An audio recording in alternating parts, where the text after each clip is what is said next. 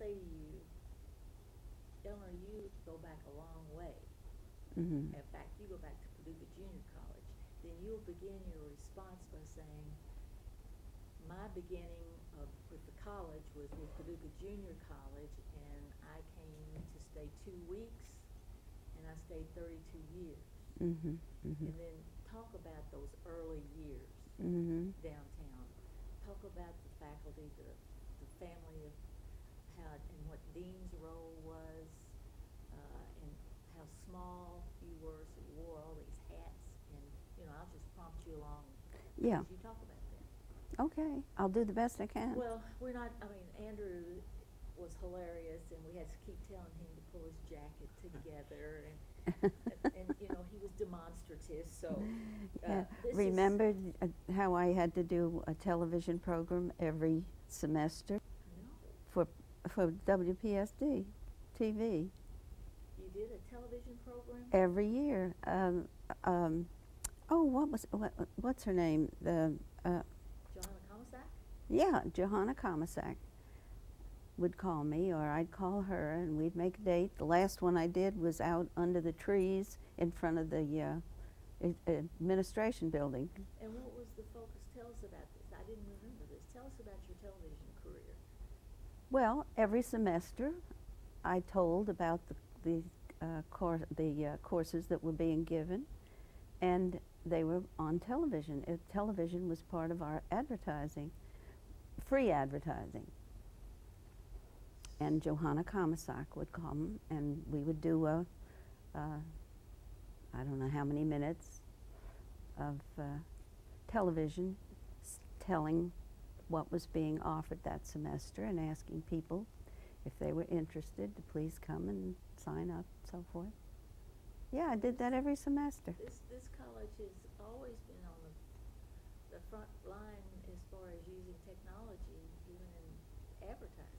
Uh-huh. Very good. Yeah. Okay, so Eleanor, you were here, what, 32 years? Tell Mm-hmm. us about how you came to be here and what your early years were. Oh, okay. So just go right ahead. Tell Oh. us about it. You came when?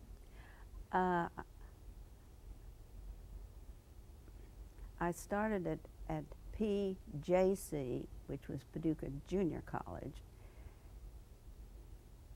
to work for 2 weeks for Dean, who had lost his secretary.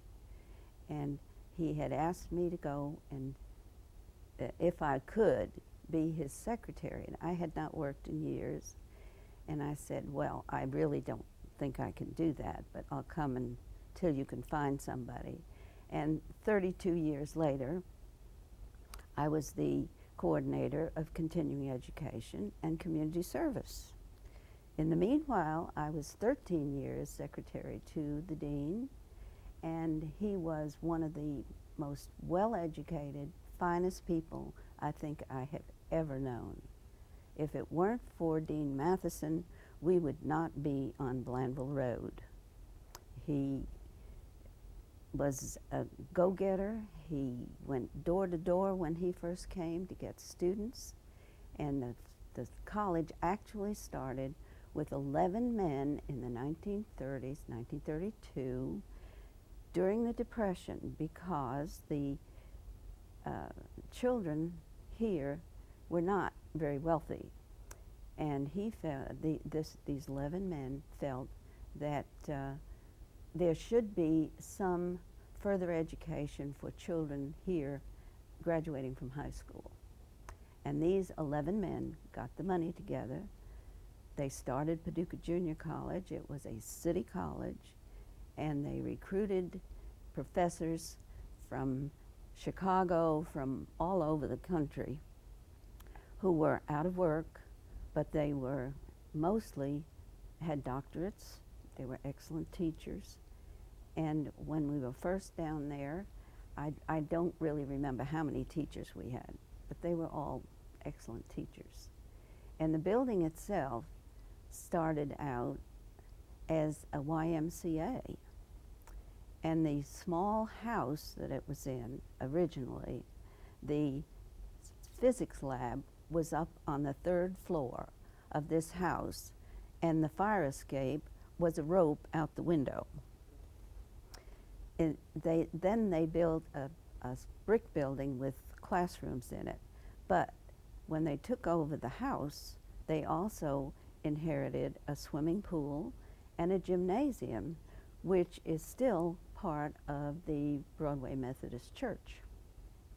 Well, tell us about these men, some of the names, if you can remember some of the names of these community leaders, I bet.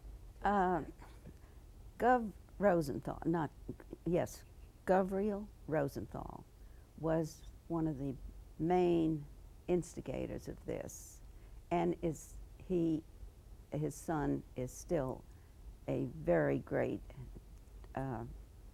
backer of the college. There was Tom,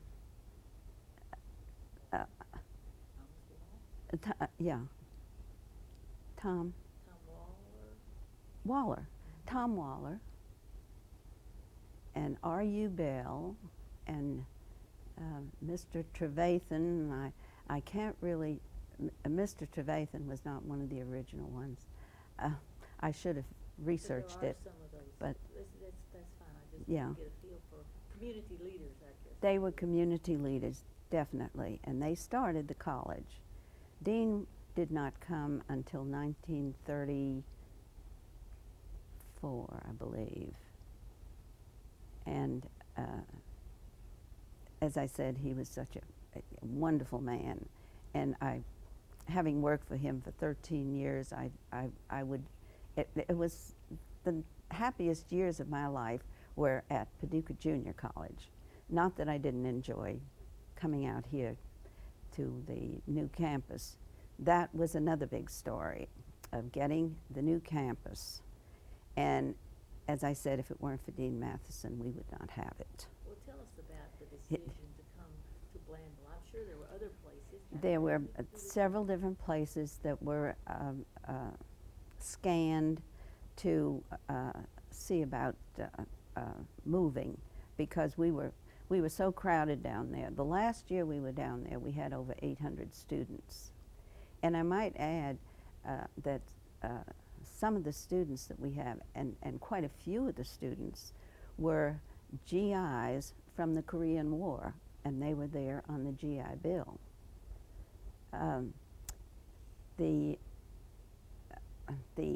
In the office, I think I have gone over that, were Sue Puckett, Dean Matheson, and myself.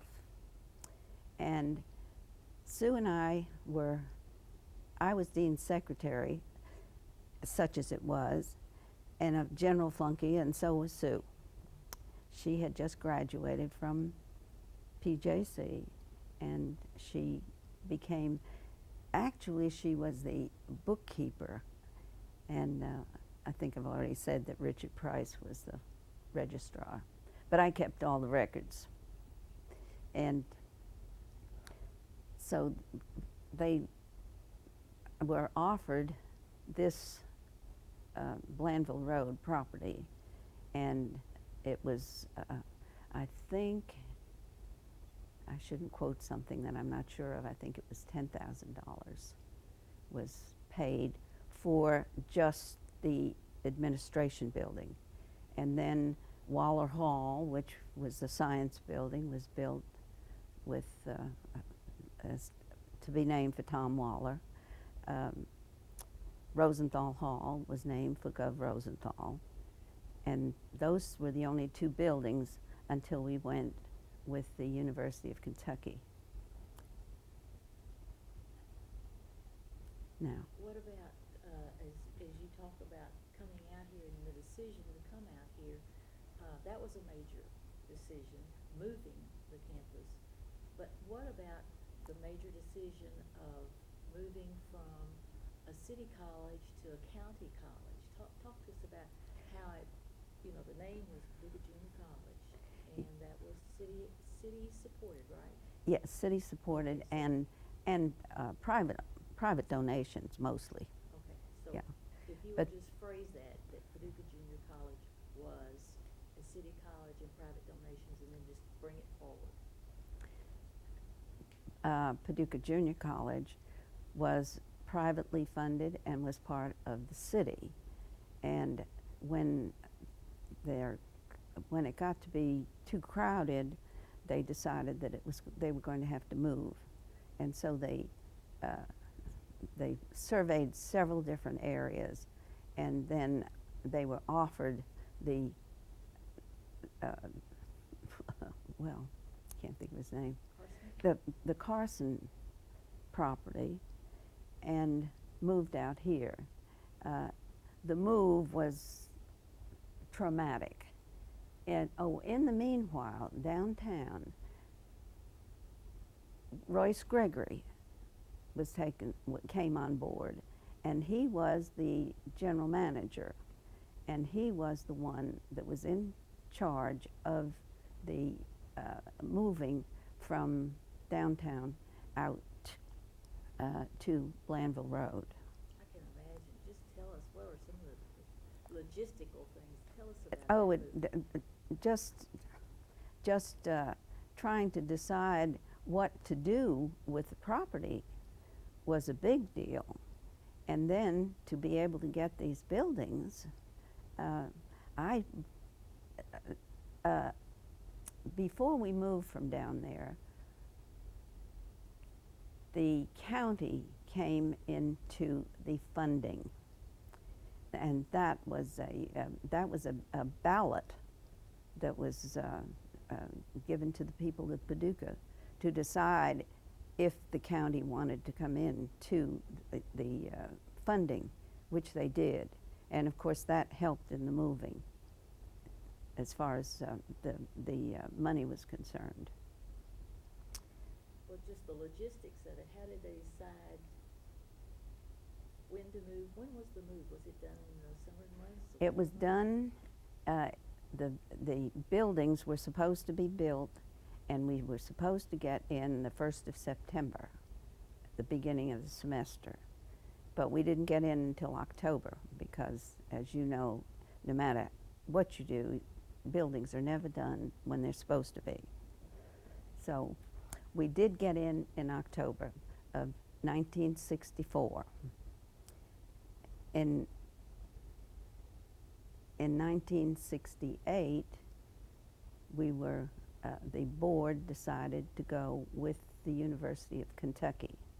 This was highly contested, but it was decided by the board that would be done. And since 1968, we were part of the University of Kentucky Community College system. As they made that transition, Eleanor, tell us about who were some of the leaders. How did this all come to be?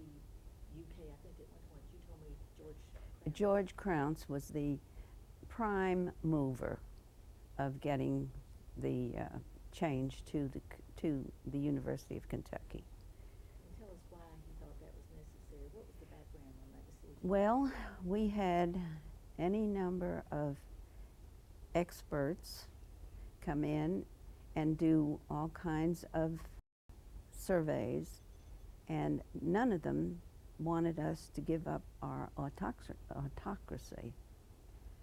But the board decided that we were no longer able to progress the way we had been progressing without some more help. And that is what happened. And, you know, accreditation is an important factor in a college. Mm-hmm. Tell us about PJC and when they became accredited, or were they accredited? How was that? PJC, when it was downtown and as PJC, was an accredited college, and the credits from PJC were accepted in all the big colleges. There was no question about it. And I guess it was because we had such marvelous teachers. And our accreditation was every 10 years we had an accreditation with the Southern Association of Colleges and Schools. And never once were we discredited. We were always an accredited school. That's quite a feat. You talked about how it was a family. Tell us about the family atmosphere of PJC. Oh, maybe some of the people. What made it a family? oh, Tell us about PJC as Uh, the interactive group? the faculty and the students all knew one another, and at the end of 3 weeks, we knew everybody's name and everybody's background practically of the students that came, and the teachers and the students were they interacted so well. It was just like one big happy family, and I have seen so many people that graduated from there in the years past that have said the same thing. It was just so much fun and such a wonderful place to go to school. And they had social activities. What were some of the They had outside extracurriculars? they had dances, and they had sororities, they had fraternities, and they just had good times. There was one room where they played cards and did all the silly things that kids do, and some of them weren't so funny. But it was just like a big happy family. And then you moved out here, and in '64 and '68, the decision was made to move to Paducah, become Paducah Community College. Mm-hmm. And tell us about that transition. What you remember of the transition as far as administration, and what were some of the evident changes? Mm-hmm. Well, in 1968, Dean Matheson was 70 years old, and he was at retirement age. So Don Clemens had been hired before that as a grant writer, and he became the president of the college. And I was no longer the secretary to the president because he had his own secretary, which I can understand. So I became the PR person. I did all the public relations for the college and enjoyed that thoroughly.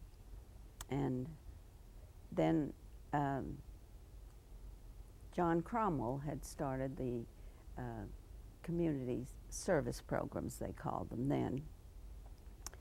And when he left to go to the public school system, Jim Hennessy came in as the director of community education.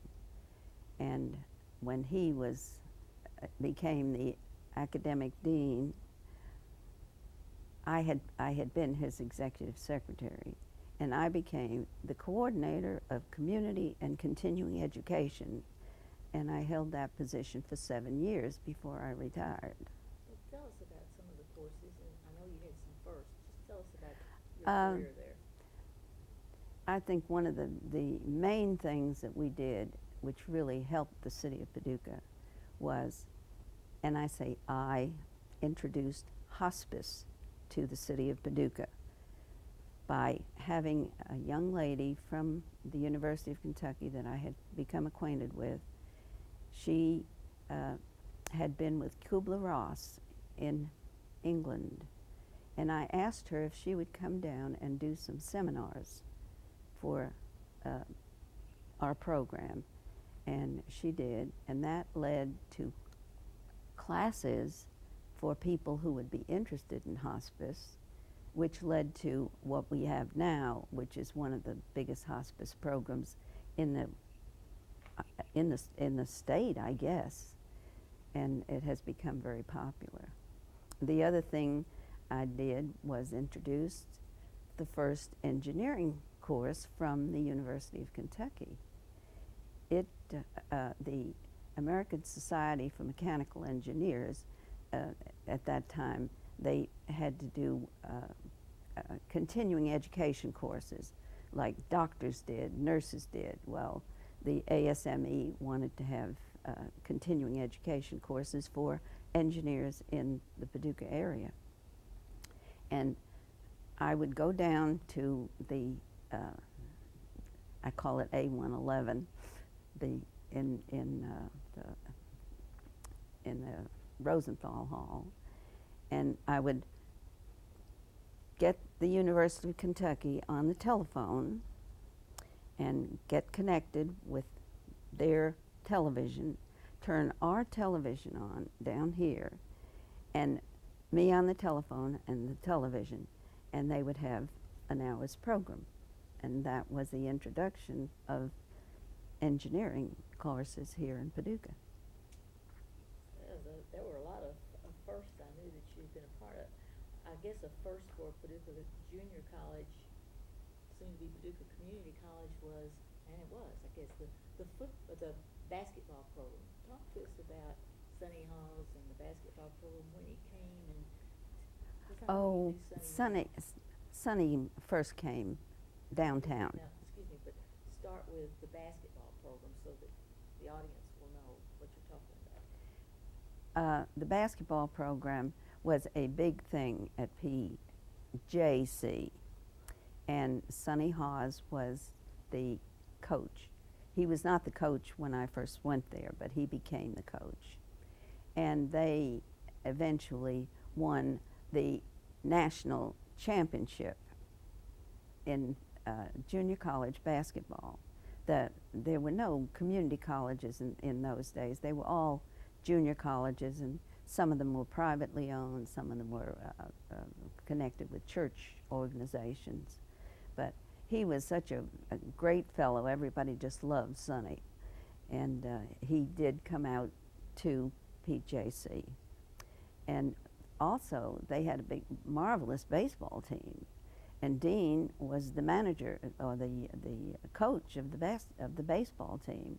They also won I don't know that they won national. I think they did, but I know they won state championship. So they had all kinds of things that went on down there for a small group of students, and they just all had fun. Well, can you remember some notable names that came out of Paducah Junior College and Paducah Community College? Do you recall? Julian Carroll might have been one. Well, Julian Carroll was, and Dolly McNutt was another one. Well, I can't think of his name. I just thought maybe you might remember actually interacting with Julian or some of these people. Do you remember? Can you tell us about some personalities in your tenure from the student side or the faculty side? Because you surely had some personalities down there. I'm thinking Yes. of Rabbi Kaufman. Yes, we did. Well, Rabbi Kaufman was the Jewish rabbi, of course, and my name being Kaufman, the students all thought that I was the rabbi's wife, which I was not. He spelled his K-A-U-F and I spelled mine C-O-F-F. But they thought I was a rabbi's wife, and his wife called me Rabbi's other wife. And he taught sociology. And Susan Price, who just died incidentally, she was the head of the English department, taught English, and her husband was Richard Price. And when his name was Richard Price, her name was Susan Price. That was her maiden name. And when they were married, Dean said, "Prices are rising." I believe that was his quote when she was still Susan Price. Prices were going up, that's what it was, or something to that effect. And tell us just more about Dean. He was such an enigma in the community.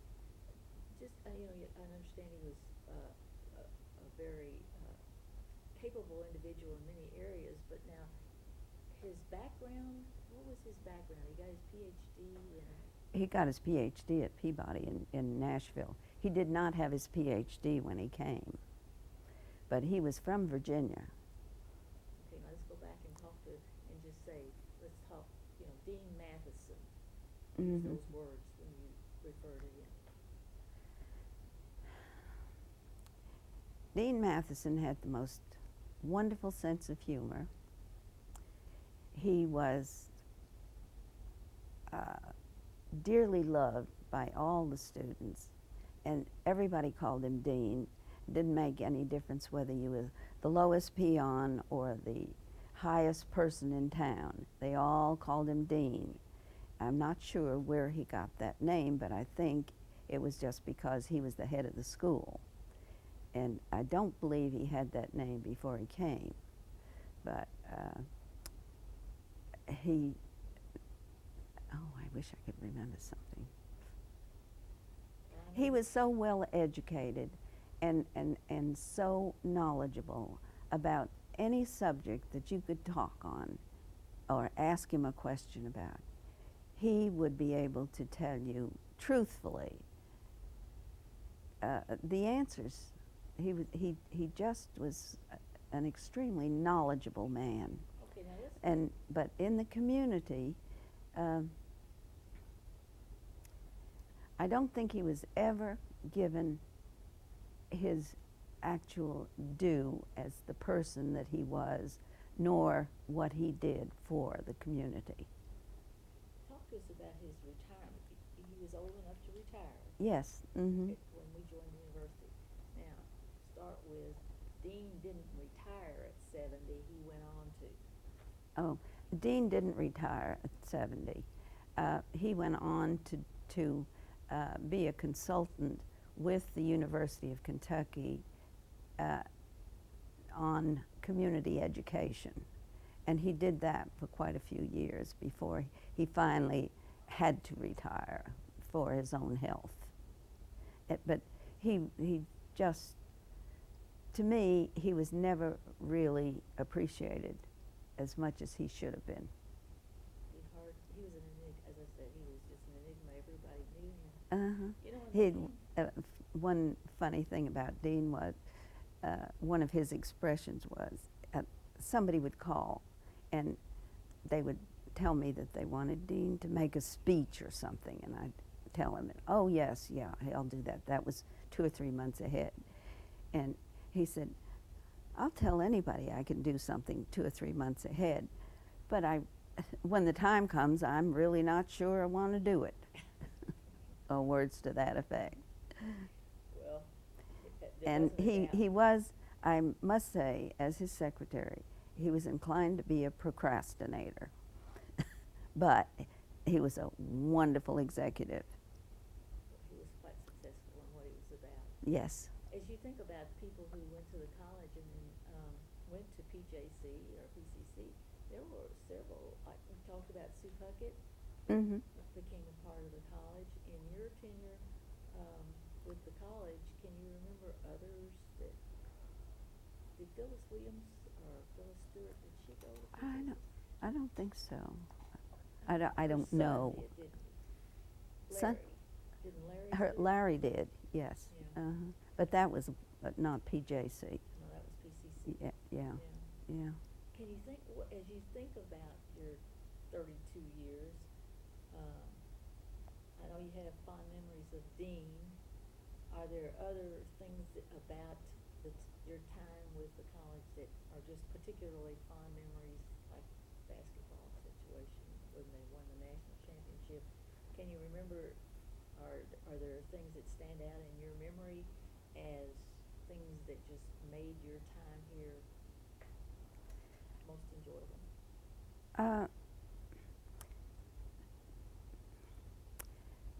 What I was doing was actually running a separate college.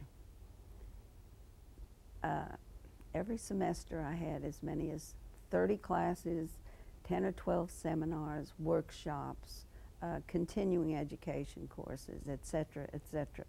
So I was very busy, but I loved every minute of it. I had a wonderful rapport with the community in getting teachers and having people wanting to come and take classes. And it was just and I had such a great rapport with the faculty. And when I retired, I will never forget how the faculty came and made me cry because they seemed to appreciate me. Well, Eleanor, you made quite a contribution. I wasn't here your entire tenure, but you certainly helped me. And I appreciate your coming today to help us again, to show how PJC, and I think this is, if you would close your segment with something to the effect that PJC changed lives just as Paducah Community College changed lives. Because I think that's our focus, is how the college throughout its history has been about changing lives. So if you can use something in those words to just close that, I appreciate it. As having started out during the Depression, when people were not able to get a college education, to having started out as an aid to the students of the area, and becoming what it is today, the transition has been phenomenal. From 11 men having an idea of doing this to what we have today is, as I say, phenomenal. And they have changed, so PJC changed lives, PCC changed lives. Can you Yes, say those words? PJC changed the lives of so many people, and PCC did exactly the same thing, and it just kept going and going and going, and now we are no longer PJC or PCC, but I am hoping that this change will continue to educate the people in this area, not just Paducah, but the area surrounding Paducah, and it will continue to aid the students and make better people of them. Very good, very good. Elle, you're a role model. I tell you, you remember these things. Well, I don't 20 really. some years my senior, and you remember more than I do. And I appreciate your coming to share, because you come from that era where there are very few of those remaining that can speak from experience. I can read the history and talk about it, but you lived it, and that's what makes your contribution to our attempt to record this history important. You guys got anything? But it always makes me feel so good when I see somebody who still recognizes me at this age, who went to PJC and will say, if it hadn't been for you, I probably wouldn't have gotten through school. Well, If it hadn't been for you, I wouldn't. The question that I had for you is, can you think of a student that before they came to the college looked like they were going to have a rough way to go, and once they got there, they became a success? Can you think of anyone? I don't. No, I don't, I tell you what, Tom. we do want to talk about Henry. I'll tell you one Henry person. Well, the McCracken County head, Russell. Danny Orzine? Danny Orzine. He's one of the ones that he went to PJC, and he's one of the ones that says that to me every time. He just hugs me and says, I just wouldn't have been able to make it if it hadn't been for you. Now, why, I don't know, but that's what he says. He remembers that. Yeah. Henry Russell, Hank Russell, did Dean get him jobs so he could be able to work? If he did, I don't know anything I think I about heard, that. Somebody say that. Maybe it was Sarah Penry, I bet. Yeah, Sarah was saying that. Yeah. No, I didn't know anything about Well, him. did they have a work study program at PJC? How did this was during the early years. It was during the Depression. Did they have any work? You mean programs co-op, for the like a kids? co-op? No, for kids to be able to work. Did they work around? Did they Oh, clean floors? yeah. Tell us about They that. were able to do that, yeah. I really don't remember it, before Jenny. your era. I really don't remember it. Somebody was I telling me that feel like I'm stuttering, but well, it doesn't matter, but because that's something I think I remember. Again, Henry Russell, we want to talk to him because he was one of the students. yeah. from there. You're going to talk to Sue Puckett. Sue Puckett, Yeah, because she'd probably remember more than I do. about the students since she was a student. Yeah, because she was a student, and of course Joni was a student. Yeah, Johnny. Yeah. I Yeah. But I think it might be a good thing to remember to ask people if they can give a specific example of a student whose life was changed. Yeah, that's. Well, And I think Danny Worthing is one of them, that she's. yeah. Yes, he'll definitely tell you that. Well, isn't that awful? I'm having a senior moment. I've had several. Hey, do you remember, well, at 80, what is it, what's your next birthday, 86, 7? 87. No Mhm. way. Yeah, that's what I'm telling you. Specific student whose life was changed. That's what I'm telling you, sir. Do you remember Jeff Hines when he was a student here? That was after we moved out here, and Miss Smith was working in the library. Jeff, who's now a judge, you know what I'm talking about? Oh yeah, Jeff. I couldn't think who you were talking Yeah, about. Jeff. Yeah, he's another one. Yeah. Mm-hmm. Jeff was a card right. He's still a card right. Mm. But he agitated poor Miss Smith some fierce. Well, He I had went to no talk to respect. him last week, and I said, "Now, Jenny, well, she was telling me that there was a librarian in there that didn't care much for you." He said, "I bet it was Jenny." I said, "No, she didn't say it was her." She was a clerk. Yeah. And she had been down at the old school, and she was old when she came over, and she expected students to be reverent, and he came from the 70s when they were not. And I mean, we found. Who was that? One. That That's right. you should. And of course, Well, do Julian you and remember anything about Judge Vance? Not really.